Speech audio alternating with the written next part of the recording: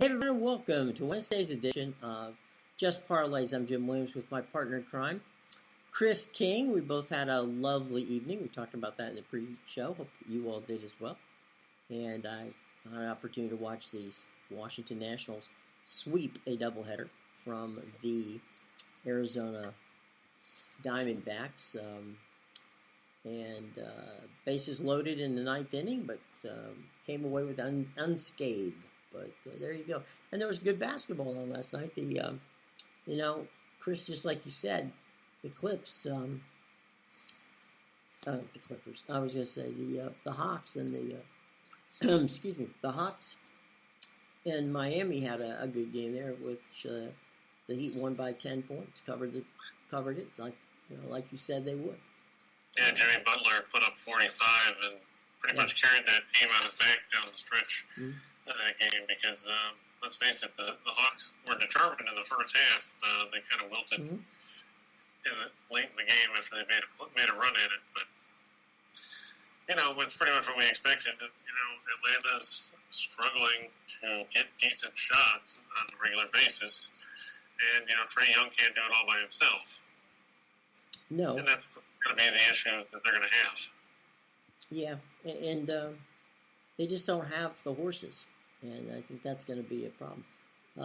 We're going to get to a bunch of other fun stuff here in a few minutes. But, one of the other things that I thought was interesting last night was that we're seeing some really competitive hockey now.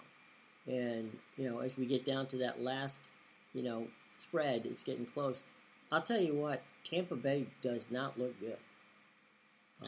No, I was really shocked that they dropped that one yesterday to Detroit. Detroit Lenny. Yeah, they looked unmotivated. I guess they're content to maybe be a little bit of an underdog at this point going into the postseason. Well, they look tired, and they're playing at home, so that part I don't get. But you and I talked about this. It's hard.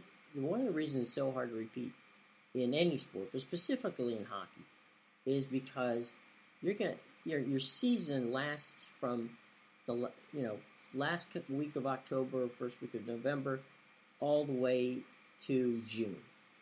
And if you happen to be a Stanley Cup, playoff team or a finalist like they been for the past 2 years, it's brutally long, and it just your body can't take all that banging around.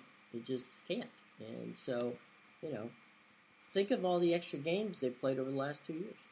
Right, but I mean, they've gone cold at the wrong time. Oh yeah, no question. They're 4-4-2 in their last 10. Now they have just a 1-point lead over Boston to hold that final guaranteed playoff spot in the Atlantic. Mm-hmm. And the last thing you want to do is end up playing as a wild card against either the Hurricanes, or the Rangers, or the Panthers. Right. Of course, this is the dumb part about the way that the playoffs get seeded is, the Maple Leafs have more points than Carolina and the Rangers, who are tied for the Metropolitan lead, but they'll get stuck playing Tampa Bay or Boston. Right. It's totally nuts. Totally out of whack. I'll tell you what's not out of whack, though. And that is our buddies at DraftKings. DraftKings has a promo for March for Max Wagers Network and Winners and Whiners and all the friends at Picks and Parlays. Okay, so what is this deal, you say, Jim? Well, let me tell it to you.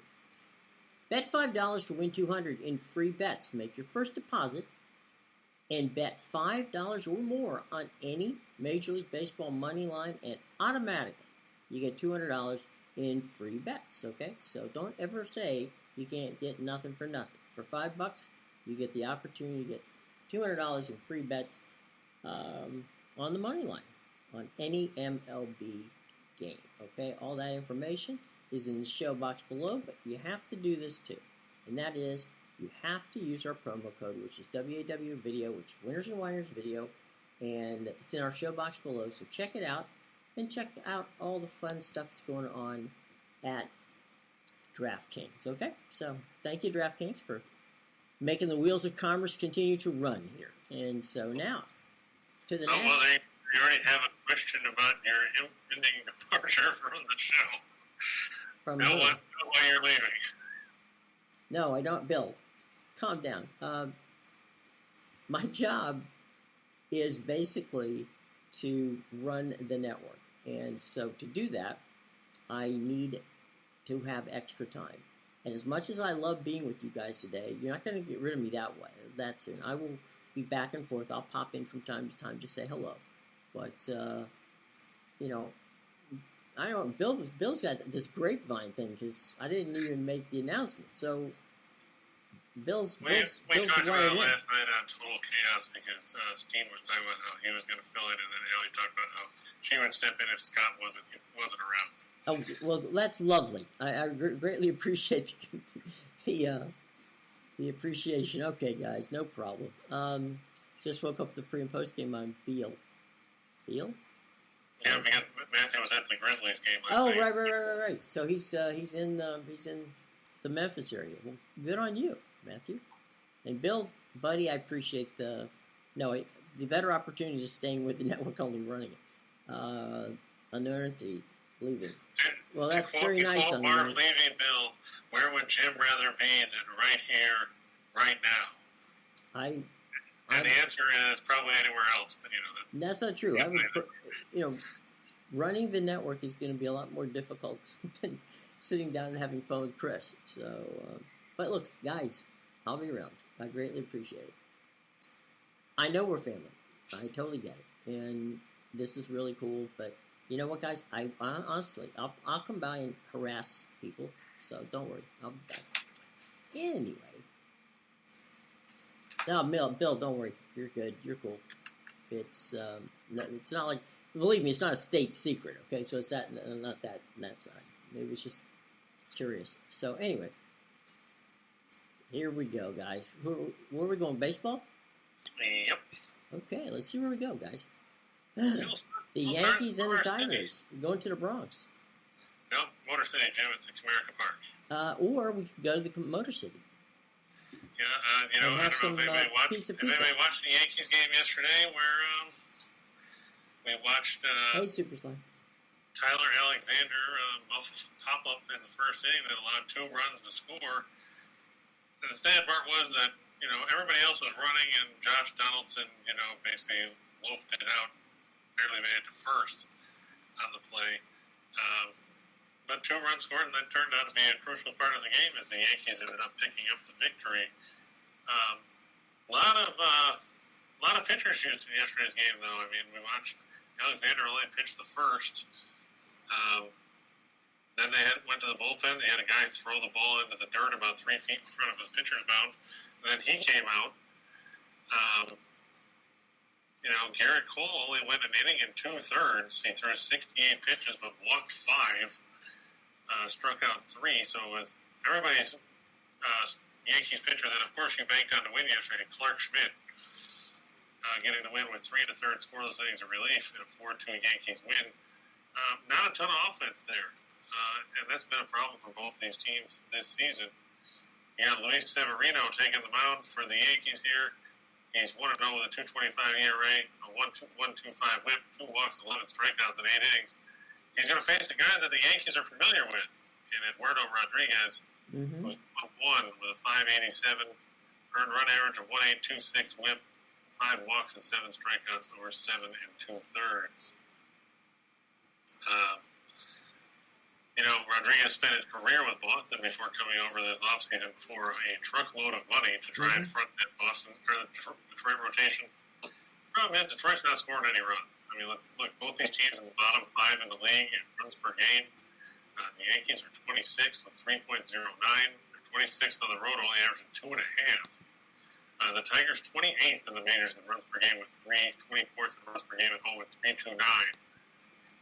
The Yankees 5-0 in there. Severino's last 5 starts as a road favorite of -151 to -200. 11-1 in his last 12 starts overall as a favorite by those numbers. Yankees 8-1 in their last 9 on the road against the left-handed starter. Tigers 0-4 in their last 4 when their opponent allows 2 or less in their previous game. It's just tough to put a ton of faith in the way the Tigers are hitting right now, or not hitting for that matter. And with that in mind, you got to back the Yankees here.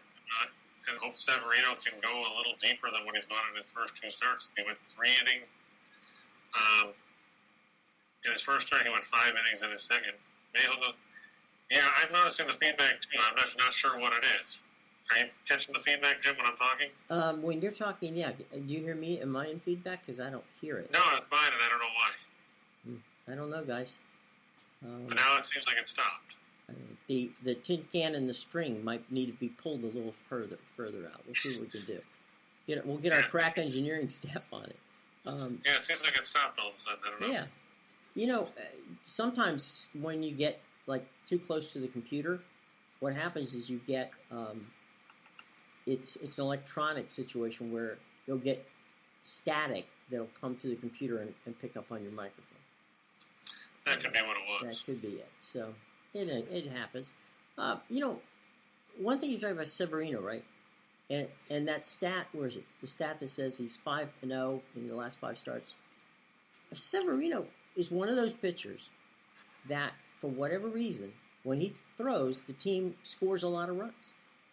That's true. And you know, it seems like every team has one, right? Where there's one guy who will pitch. Well, that's DeGrom had that problem for a number of years with the Mets, where he would pitch tremendously, but you know, getting runs. You know, he had to be. He was on the razor's edge because if he did the ball game close, he was in trouble. Yeah, look at all the notices he got when he pitched.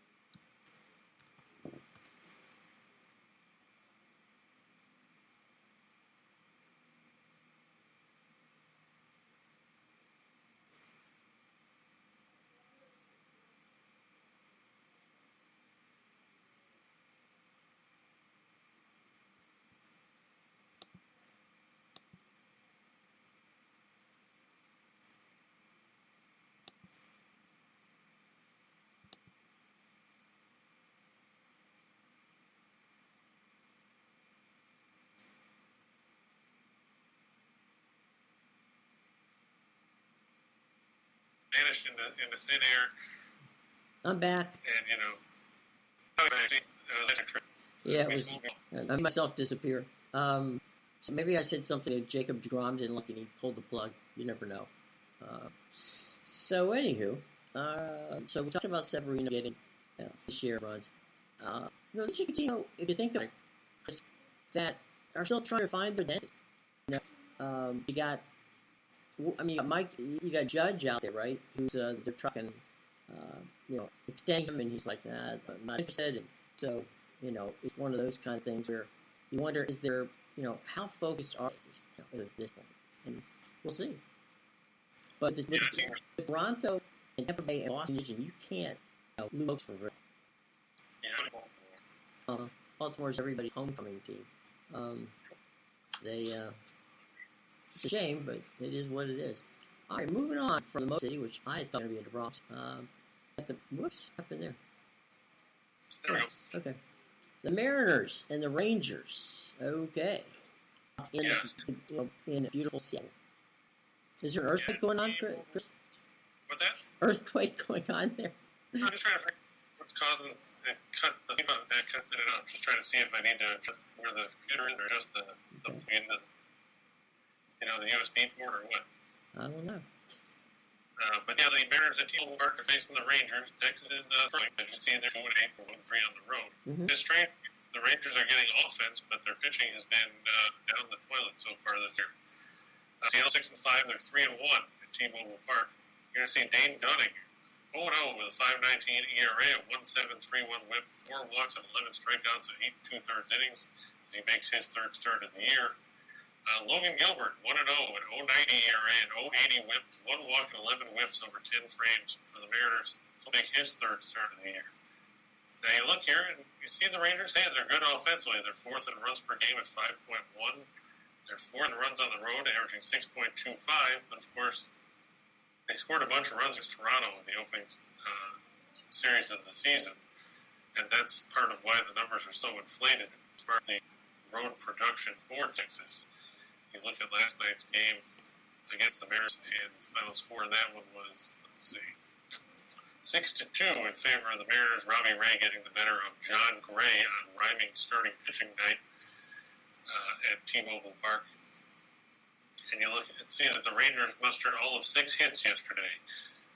That's not going to get it done against a Mariners team that, they played well at home. They jumped all over Gray yesterday. They got 3 in the first, 1 in the second, and coasted the rest of the way.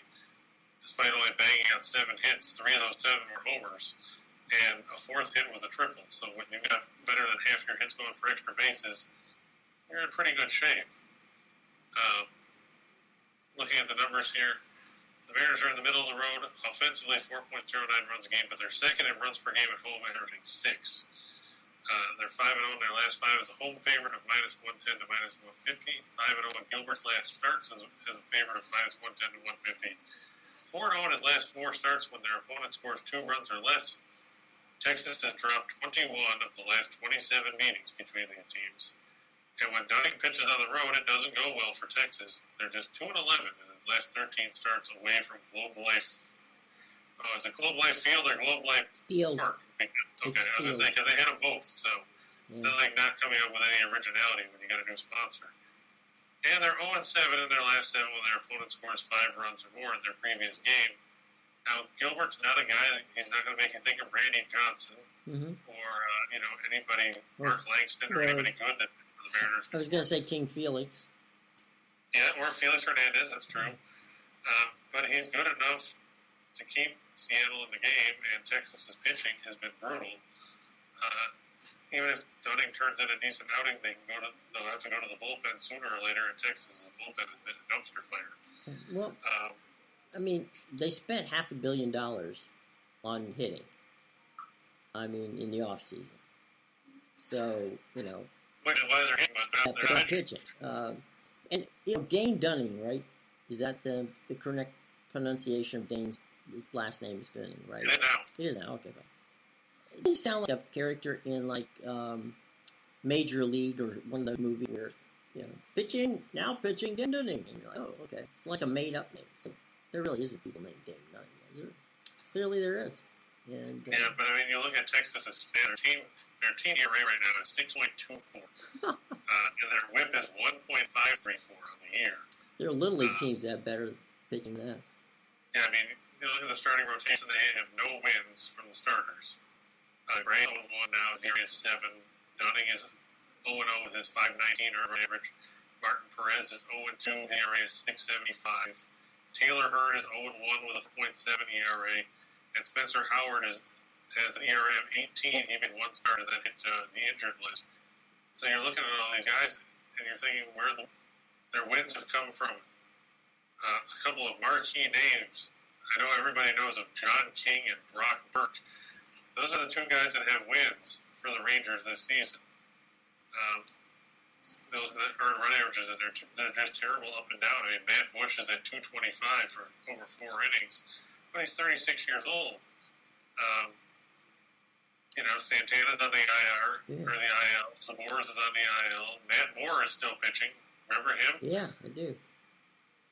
Let me ask you something, Chris.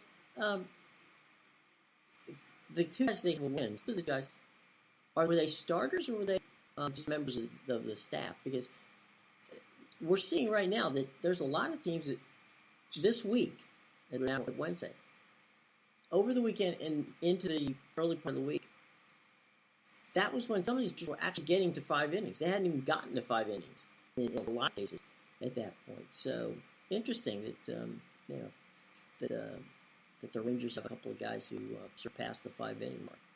No. Didn't benefit them, but Burke got his win in relief against the Rangers against the Blue Jays on April 10th. That game they were down 6-1 and came back to win. Okay. He pitched 2 innings in relief then. King got his in relief against the Angels. So no starting pitcher on the Rangers has marked. Correct. Marked. Okay. That makes sense, I guess. Okay.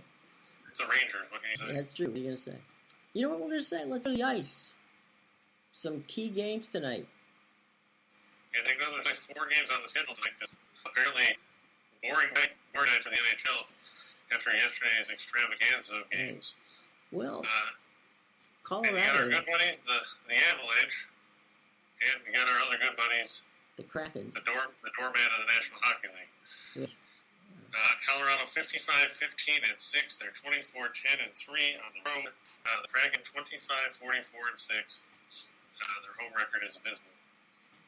It's supposed to be Darcy Kemper, 36-10-3 and 284 goals against, the 9-10 save percentage and 2 shutouts. Don't be surprised if they flip it and go to Pavel Francouz, because we saw against Washington the other night that Colorado was resting guys in an effort to try and stay healthy for the playoffs. Flake Grubauer, who everybody knows the Avalanche are quite familiar with. I don't think so. I don't think the Blackhawks are still trying.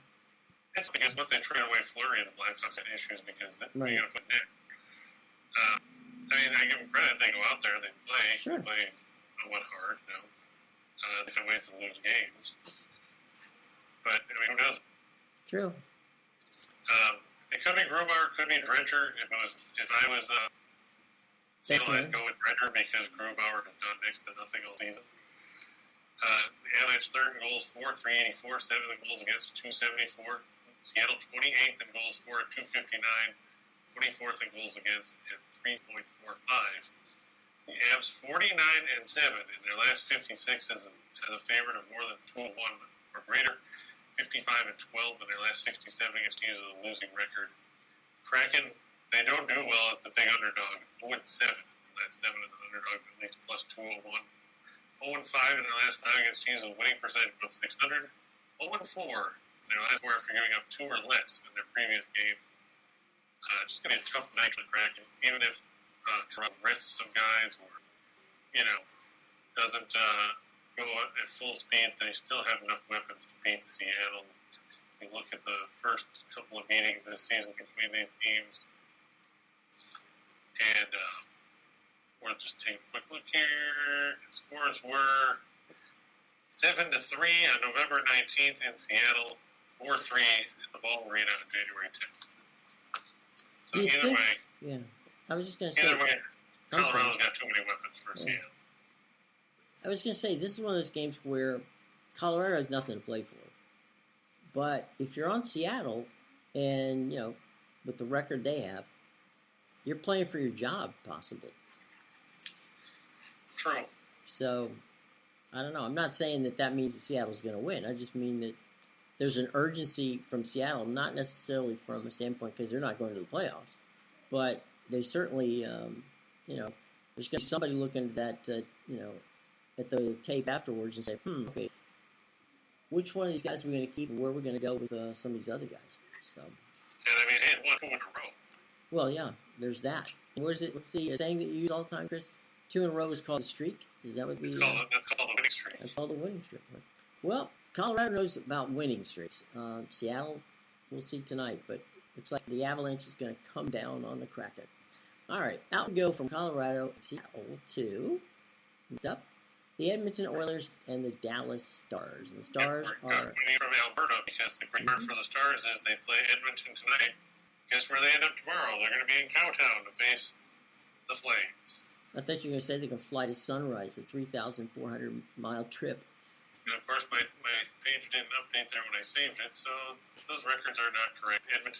Dallas is 43-28-5. Edmonton is 46-26-6. I don't know why it didn't update when I punched it in, but it's probably because the first time I went to load it, it said that there was a problem with the file, so it loaded the old file. Well, the Stars are happy that you gave them some extra wins. I mean, they probably could use them. They could. There's no question. The Stars 19-18-2 on the road. Edmonton 24-12-1 on home ice this season. Supposed to be Jake Ottinger 27-14-1 with a 256 goals against, the 9-13 save percentage and 1 shutout. Starting for Dallas against Mike Smith, 13-9-2 with a 291 goals against, a 911 save percentage and 2 shutouts for the Oilers. Dallas is 20th in goals for at 286. They're 15th in goals against at 296. The Oilers 7th in goals for at 3.42. They're 19th in goals against at 3.08. Edmonton 6-0 in their last 6 when their opponent scores 2 or less in their last game. 4-0. Their opponent gives up at least 5 in their last game. Edmonton 10-1 in their last 11 at home. 11-1 in their last 12 home favorite. Stars 1-7 in their last 8 as a road underdog of 150. 1-4 in their last 5 as an underdog overall. Of an underdog of plus 110 to plus 115. The Oilers are trying to hold on to a spot in the Pacific Division and staying out of that mess that is the wild card race. They come into tonight sitting at second in the division with 94 points. The Kings have 92. Vegas and Vancouver both have 87. So Edmonton needs this win. Dallas, of course, sitting. I believe they still hold the second wild card, 91 points. They're 4 points ahead of Vegas with a game in hand. They're 4 points ahead of Vancouver with a game in hand. Both teams need this game, but Edmonton's playing at home and they play better hockey. They're outscored on season 227 to 221. I think Edmonton would win here. You know, you left out one of the most important stats, Chris, and I'm just going to have to check you on this one. That Edmonton won the Great Canadian Poutine Championship in their building. So, of all of the buildings in Canada, if you want good poutine, go to Edmonton because they won the trophy. So, there you go. You can go Montreal, but no. Sorry, what? And a fine trophy it is. Yes, a fine trophy. It's outstanding. It's edible. Nothing like getting an edible trophy. But you know what's almost as good as that trophy? From Caesars. That's right, we got Caesars Sportsbook. $1,100 first bet insurance, okay? Place a first wager of up to $1,100 and get it back in the form of a free bet if you lose. So, you can't lose, right? And as Ali said the other day, you'll be able to win twice. Things like that happen. So, check out Caesars Sportsbook for all this fun stuff I did. $1,100 bet. First time wager of up to $1,100. And if you lose, they will spot it back, okay? But have to use our promo code. It'll back in a second. Oh, there it is. All right. It's in the show box below, down there. So by all means, check it out. All that fun stuff down there. And thanks to our sponsors for having us support the Wheels of Commerce. Remember, some of these states have to be 200 each to play, and always bet responsibly. Okay. So tonight, Christopher, after watching the Heat win their game and Memphis choke out the Phoenix Suns, and probably the only game they will win in the playoffs. New Orleans choke out Phoenix. New Orleans, right? Memphis plays tonight. Memphis lost Minnesota yesterday. Somebody played more Minnesota, Memphis. I'll get that straight. Sorry, boys. My bad. Anyway. The concern for Phoenix now is, will Devin Booker play in Game 3 because he led a game a hamstring today? Yeah, I don't know. We'll see. Do you think they rest him and still win? They got a lot of talent. It's just a matter of, I think we threw them off their game because he had 31 points in the first half yesterday. Right. He's not going to play in Game 3. You can adjust accordingly. You can't get more time or whatever. You can bring it with for a game. I don't know if you want to go any further than that. The last thing you want to do is go to New Orleans and lose game 4 and like they have to win 3 in a row. So I said a lot of injuries in that game yesterday. Yeah. I don't know what it was. It was something in the water where they're kissing. But they thought they were playing hockey.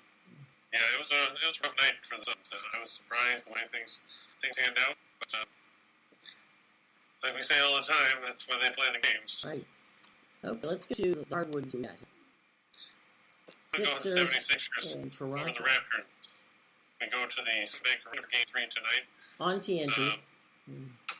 It's on TNT. I figured it probably was. The 3 games are on this game. The 2 early games, Philadelphia and Toronto, is on TNT. The other early games on the NBA and on NBA TV, and then TNT takes the nightcap. Gotcha. There you go. So Philadelphia taking the first 2 games in this series at home. Now we're going to see venues.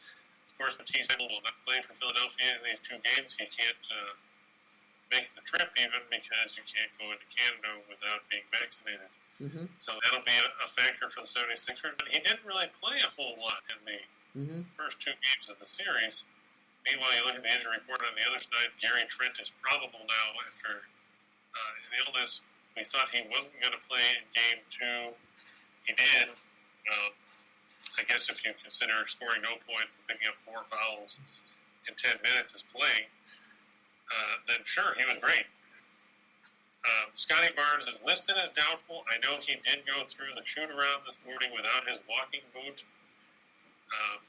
Let's face it, Toronto needs him because They need to get some more scoring to contribute offensively. We've seen the way the 76ers attack with Embiid and Tobias Harris. And Tyrese Maxey had a big series so far. I just think that the Raptors, I know everybody's talking about, hey, they're going to be at home. It's the first time in a couple of years that for the postseason, they've had a crowd. Because, 2020 when the playoffs went out, or we had the bubble, and then, last year they spent most of their time in Miami because you couldn't get teams over the border. Mm-hmm. So people are saying, the crowd factor, you think, sure, could be, but until I see Toronto actually put together a cohesive 48 minutes on both ends of the floor, I'm fading them here.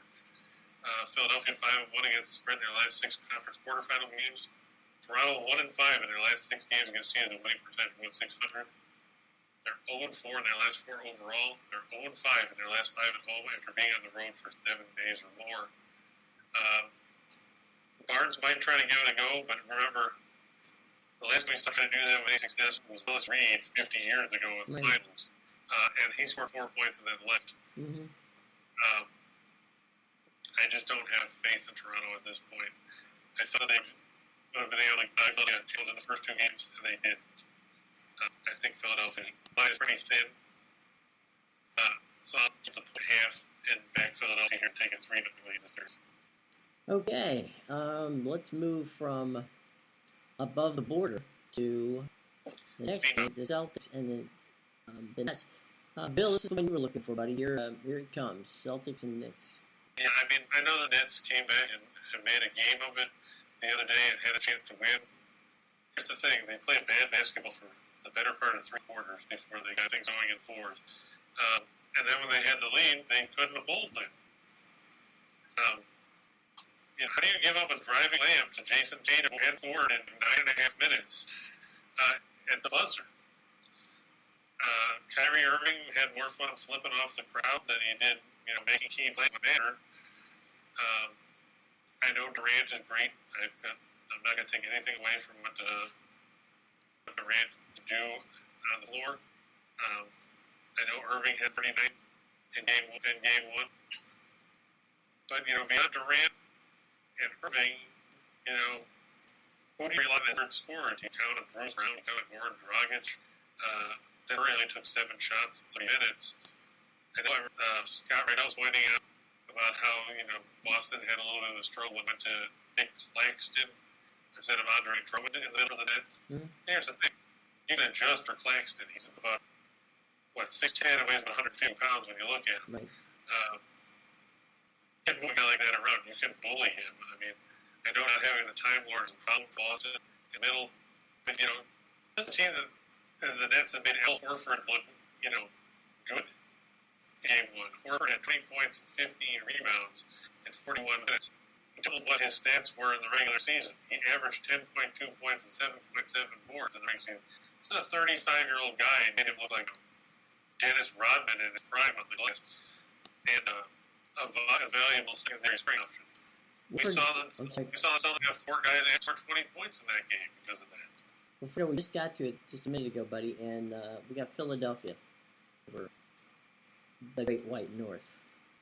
Yeah, much I hate to say it, I'm not a Philadelphia fan, but I just think that, Toronto losing Barnes and then, having Trent do nothing in game 2 showed that they don't have the depth.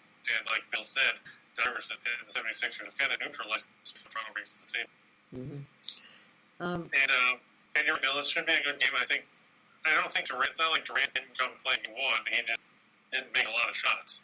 He was at 24, turned it over 6 times. And that's a problem for the Nets. They have to worry about taking care of the ball a little better. They turned it over 16 times in that game, and that's partially why they lost. They shot 53%, almost 54% from the floor. But 16 turnovers, and you need on the glass 43 to 29. Those are concerning numbers. And you have to wonder how deep will Jay Kidd. Who is the Nets coach now? Oh, Steve Nash, that's right. It was one point guard. You can remember which one. I know it was a point guard for Phoenix at some point. Right. How far is he going to go into the bench? Because if you look at game 1, he didn't play Blake Griffin at all. I think that Nash might realize that, hey, we can't kill one last. We know that maybe they'll get rebounds. Or he got it right in the game, the 8 guys that wrote it in game 1. And how about Kyler Edwards being 4 minutes? Or Kessler Edwards, all right. So there's Kessler Edwards or Kyler Edwards, other ends that everyone was excited for to do. But the bottom line is, can they rebound? Can they hold on to the ball? Those are my concerns. Well, what Boston... We know Boston led the league in scoring defense and full overtime defense and 3-point defense in the regular season. Can Nets stay out of their own way? Kevin Riley has a question for Chris. Here it is. Yeah, I have a lot of solutions. That's the fun part of the show. You have to wait sometimes. You always have, like Lex will tell you when he's here. I haven't seen him yet today. But he'll tell you that's why some people stick to the money line and not the spread because you have the risk of shooting yourself in the foot. We've got our top options coming up here momentarily. Right, and the thing too, Chris, and you always point this out that sometimes you give people the option. Say, here's what from points, here's what the money is. In some cases, in basketball, in hockey, it's a stock line, baseball, it's a run line. I mean, there's many different ways to do it. If you're committed to a team and you think that team's going to win, then why take a chance on margin, right? Yeah, I know that. Sometimes the ROI is a little worse because sometimes the team will be for minus 170 nearly, but the run line or whatever else it is, is only plus 130. But here's like they always say it, like Mark Cuban says on Shark Tank: would you rather have 70% of 100, or would you rather have 100 of nothing? And sometimes when are you confident enough in the team making cover whatever the line is? Either at the underdog, or basically paying the truth. Most underdogs are going to be a minus whatever on the line because they're getting something out of it. Or, are you working to take a little bit of a chunk of you might get back to save money? It's a matter of preference, really. Yeah, I mean, it's basically a situation of risk investment, right? Like your day trader in stocks. Right. You do your risk analysis, okay? We show you what the risk is. It's up to you to decide. Do you take the risk or don't you take the risk? Hence the term gambling. So there you go. Chris, let's talk a little bit for a second about your parlays. If you want Chris's parlays, you can go down to our show box below and get them sent to your email box every day. So if you're a fan of Chris's like we all are, go down in the show box. Check out, of course, like we did before, DraftKings Caesars Sportsbook.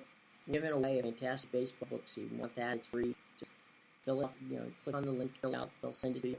And you get Chris's picks all along the way. So let's go from this. Sly has a little comment here, and that is, the 170s are great. It's the front, the 700s. I can't pay a lot. I don't look at that too, Sly. Unfortunately, sometimes when you run those in with some of the other ones, it does turn out too bad. But I get completely. I try to avoid some of those. I mean, sometimes you don't have a choice. There's a few games to choose from as far as options go. I know Elliot will tell you that, chasing underdogs or whatever, or minus 150 or less is the way to go, but sometimes those don't pan out either. Mm-hmm. So, I mean, that's the fun part about it. You go within the system that works for you. Right. And sometimes it's better just to watch Netflix. Or, right.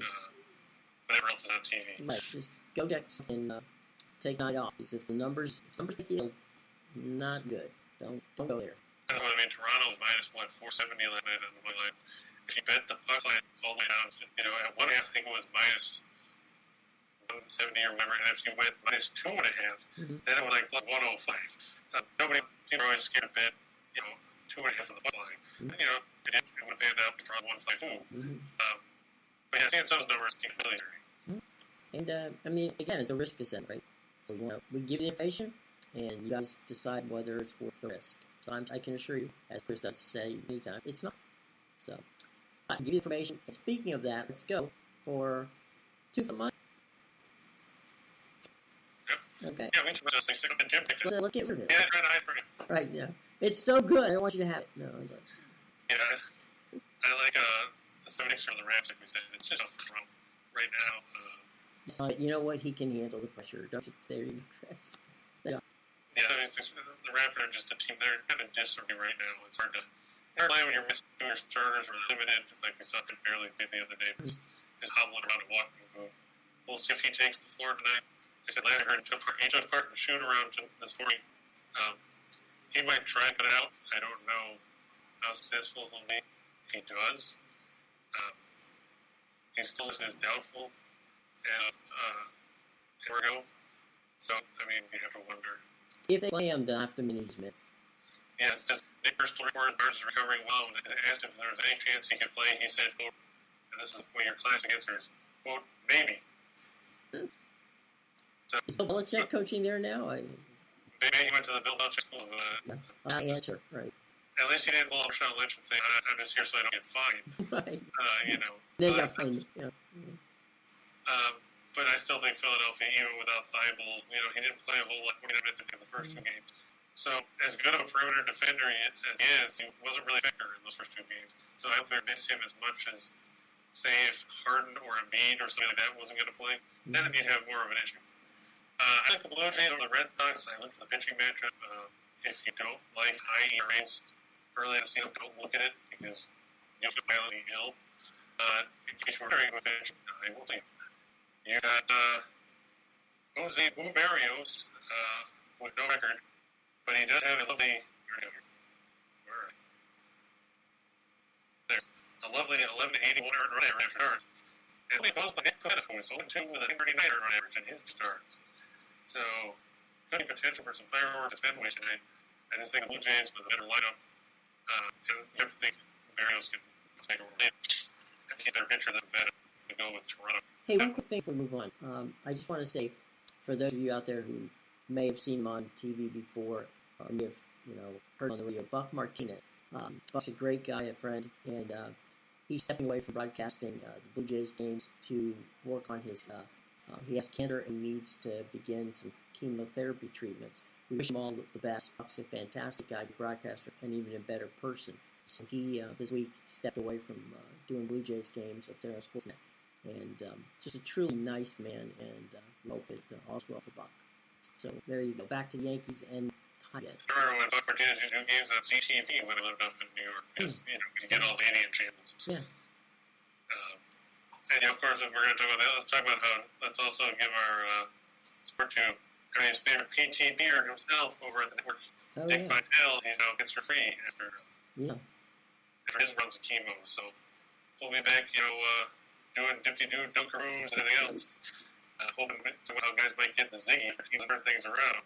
Yeah. But Vitale's on the road to recovery. Yeah, and the same ending in 6 months for Buck Martinez. Yeah. Dickie V, man who could do 20 minutes. Great line from Bob Lee at ESPN, who said one time that Dick Vitale in 20 minutes when he opens the refrigerator and sees the light come on. So yeah, there's nobody. I'll tell you what, nobody loved being Dickie V more than Dickie V. So there you go. Yeah, the only guy that could do something similar to that, going back into the annals of professional wrestling, is Jim Cornette. Oh yeah. Who I was chatting with him once. The guy asked him 3 questions, and that went for 8.5 hours. So I could tell us on, yeah. Yeah, basically. Cornette only had 20 words, he still is. It's not like he vanished, but it's fun to see him. I don't know if you've seen any of the Dark Side of the Ring series. Yeah, it's fun. I'm a good guy. Yeah, absolutely.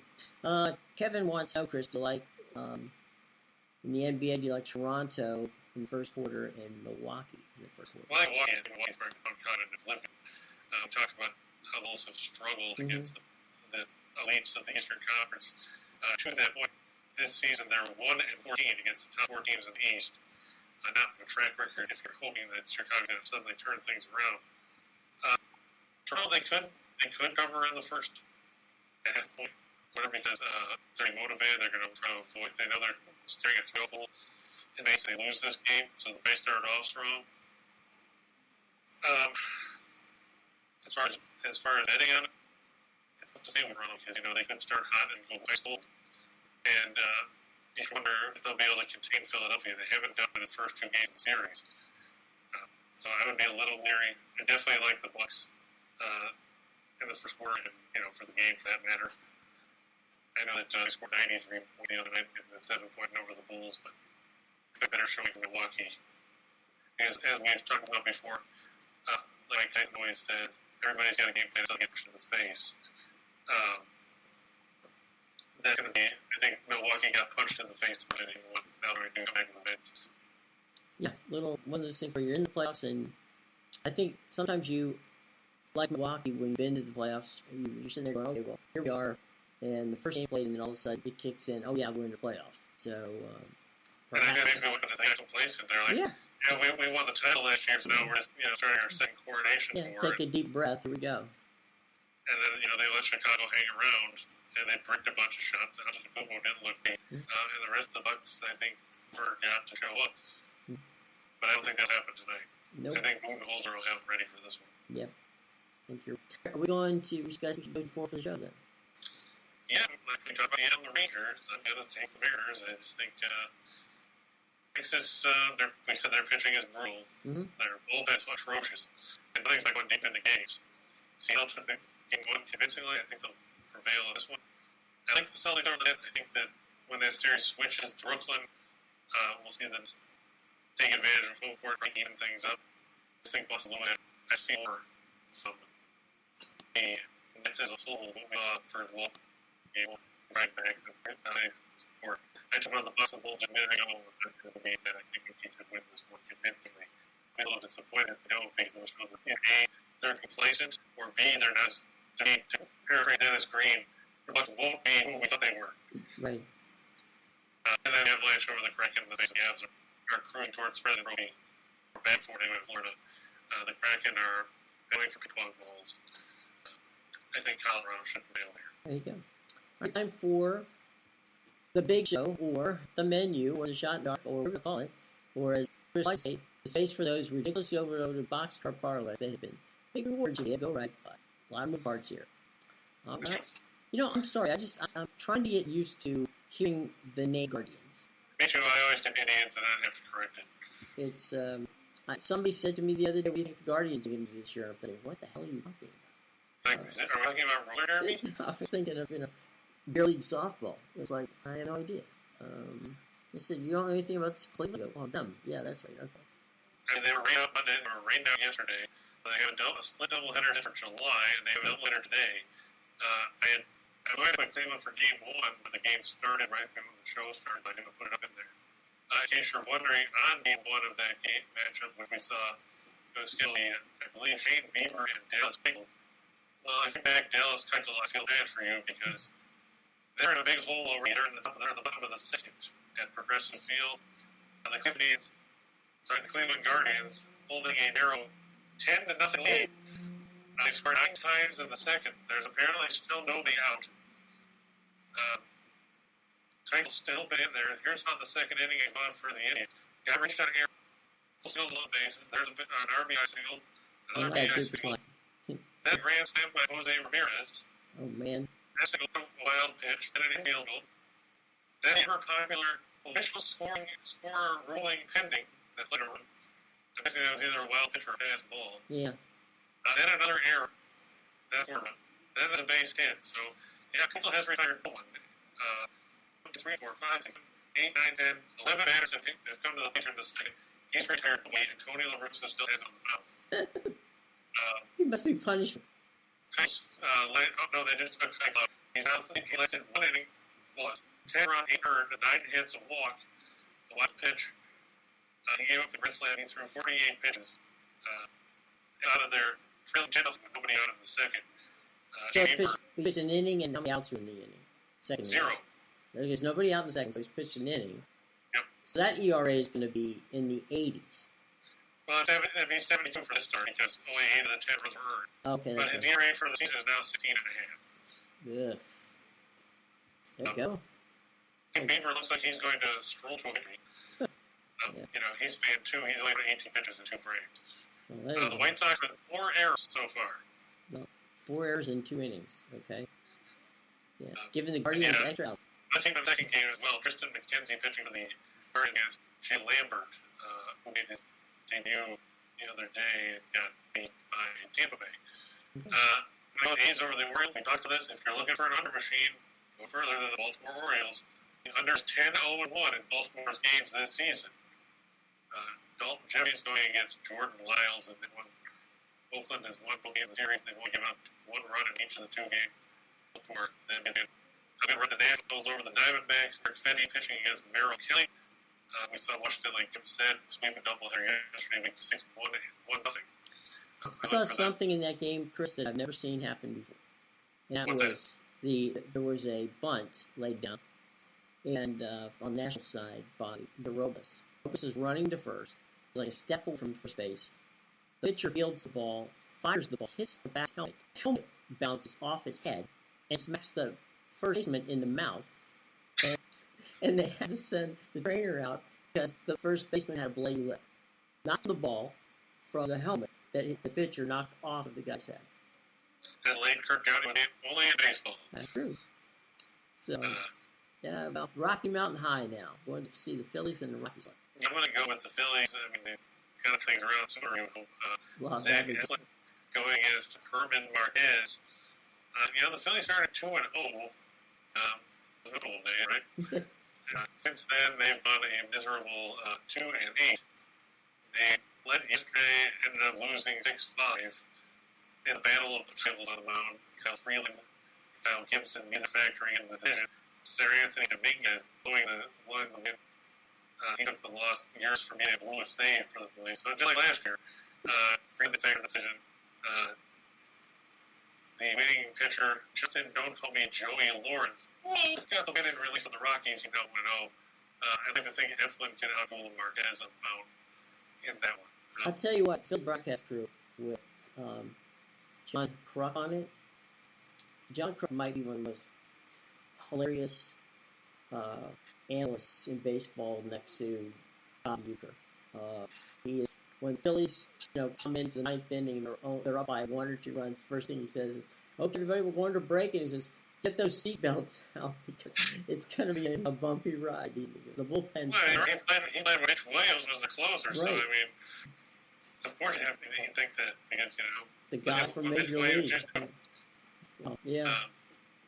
Bulls. But no, I was just saying they're team, but they. Announcers now they're kind of bland. Too clinical. Yeah, I mean, give me the interns like Harlan Kenny Albert or Gus Johnson. Right. Red Johnson sometimes just is turned up to 11 all the time, to the point where a 3-yard bunt can be, wow, did you see him break 6 tags and pick up 2 yards? I'd rather have that than some of those guys, not to mention any names. Rhymes with Kugler. Like watching paint dry. Yeah. It's okay to get excited now. Though I will say this, that one pet peeve, that is some of these hockey announcers and their call on goals is just maybe radio guys, but some of the TV guys do.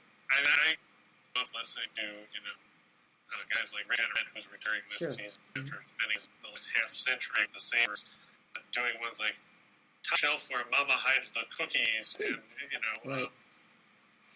La La La La Fontaine and then you've got Joe Bowen doing Maple Leaf hockey with Jim Ralph and guys like that. I don't mind guys like that because at least they have personality. That's fun. Yeah, I don't. That's like John Sterling with the Yankees. I don't mind. Exactly. Or like doing like talking with Kenny Dan Marv Albert, of course, with the czar of the telestrator, Mike Fratello. Right. Or Steve Snapper Jones. Yeah. Last commentators they were taught to act like to be as close as possible. I think it just tracks from the experience of them that don't necessarily watch because the announcers aren't excited, or are they supposed to get excited about the game? Right. I mean, there's always that thing about people saying, well, they sound like homers. Well, it's like, excuse me, I want an announcer. This is when I used to hire announcers. I want an announcer who is as mad when we lose as we are, and as happy as we are when we win. And it's okay. I'm not asking you to shill for the team, but I'm saying at least when you do something right, for heaven's sake, please let everybody know. Yeah, you know their name. Hey, Bulls and the Bucks. Battle of I Bees. look for all. I'll make it simple. I look for all 3 of these games to end up over their totals. I think Milwaukee's not going to stroll along offensively like they did. Chicago has been defensively in the second half. Brooklyn, Boston, we saw go over the total in game 1. If Durant and company step up, like Bill was saying a few minutes ago, see no reason why this one would end up over. And if Toronto wants to get a game in this series and have a chance to go back to Philadelphia, they're going to be better offensively, which will push that over the number.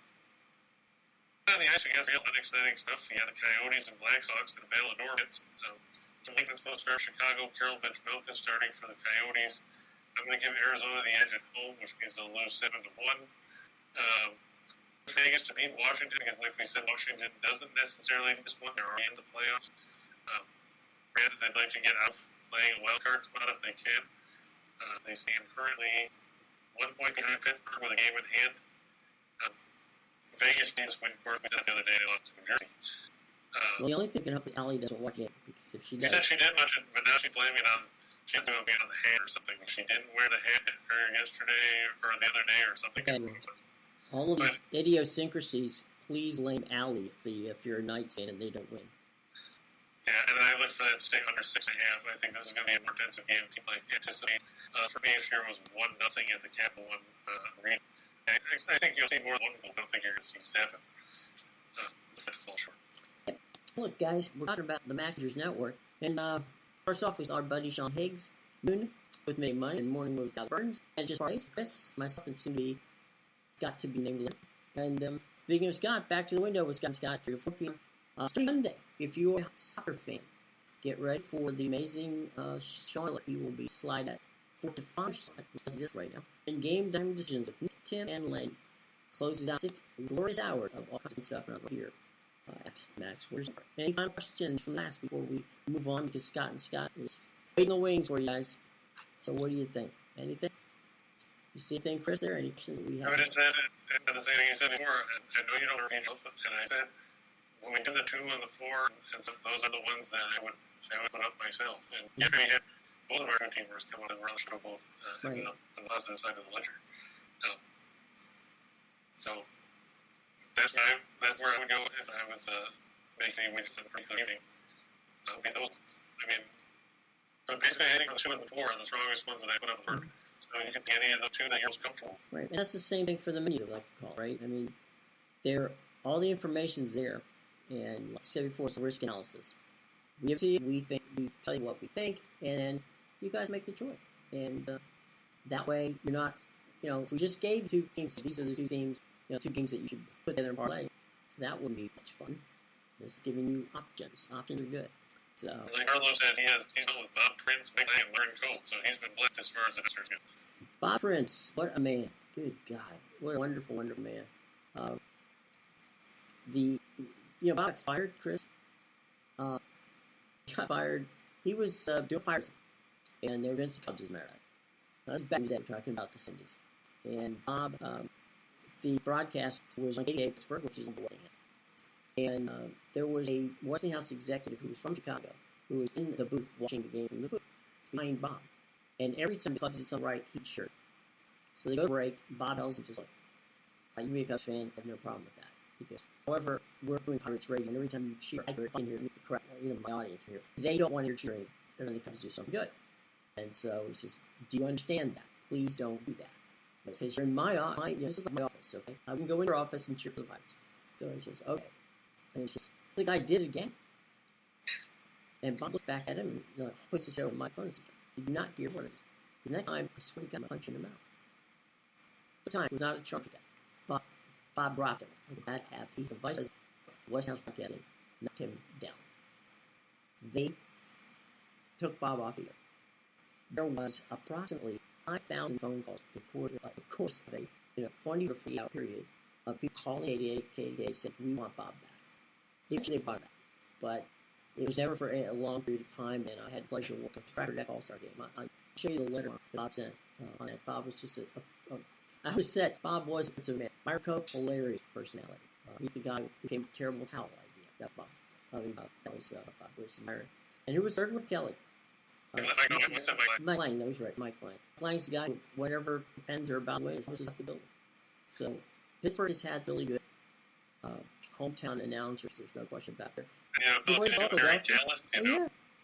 Merrill Reese, Merrill Reese with the Eagles and Harry Callis. Absolutely. Yeah.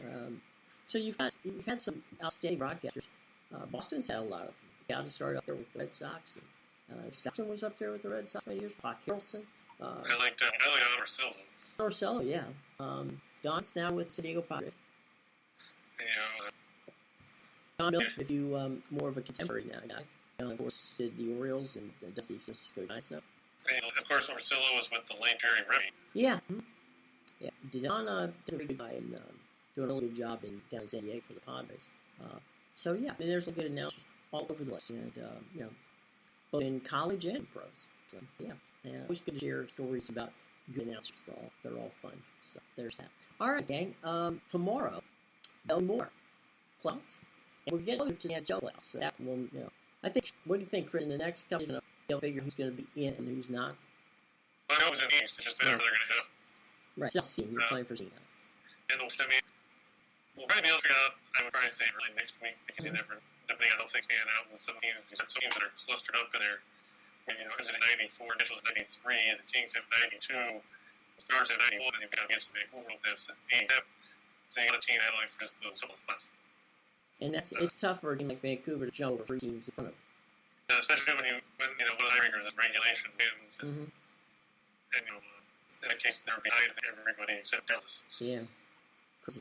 All right, boys and girls, it's been fun, but we got to go.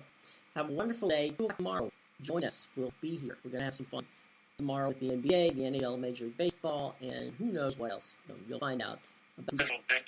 Right? Could be finding out that that we weren't around the poutine. Maybe it was in Edmonton that had the best team. But get quality information from us every day. So by all means, return and pay attention to our brothers and sisters on the Max Wagers Network because it's always a lot of fun. Okay, until tomorrow, for Chris King, I'm Jim Williams saying have a great day and enjoy yourself. We will see you tomorrow.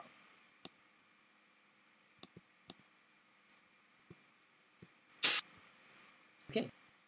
That door crash ended. My mic on.